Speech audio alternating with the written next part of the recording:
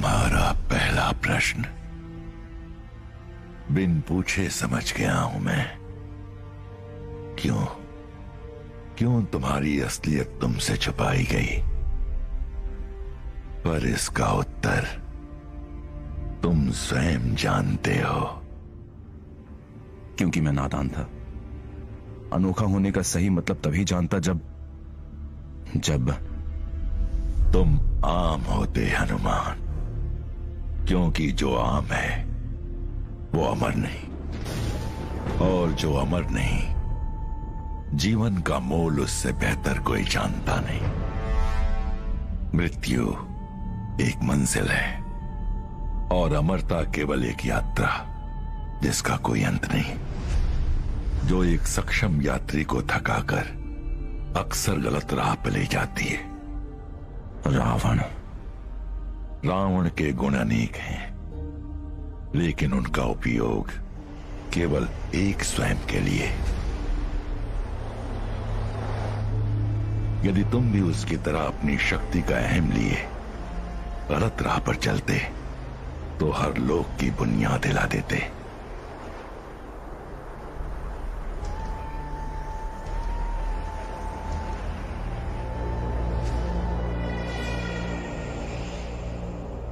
जब एक रक्षक को अपने महाबल की समझ ना हो तो उसे भक्षक बनते देर नहीं लगती, और उसका पहला प्रहार उसके अपनों पर होता है।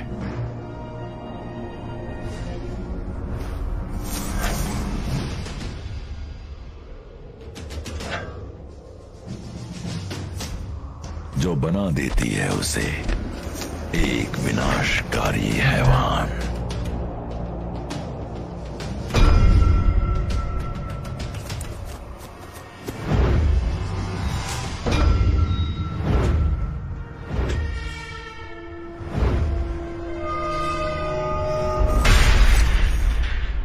एक ऐसा तूफान जो संसार में भलाई की जलती हर लौ को बुझाकर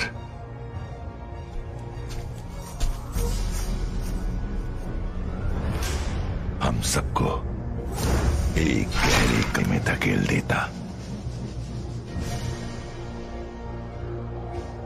नहीं, मैं जिस दृश्य की रचना तो दूर, उसकी कल्पना भी नहीं कर सकता। क्यों दिखा रहे हैं मुझे? क्योंकि ऐसी असीम शक्ति एक कल्पना को भी वास्तविकता में बदल सकती है। तो क्या करूं मैं इस बदलाव से बचने के लिए?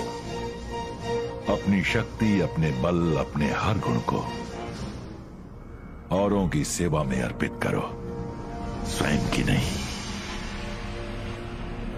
श्री राम की तरह? हां मेरे बच्चे, श्री राम की तरह। संसार तभी रहेगा जब उसमें संतुलन हो। इसलिए हर हिंसावादी रावण का तोड़ एक आदर्शवादी राम है।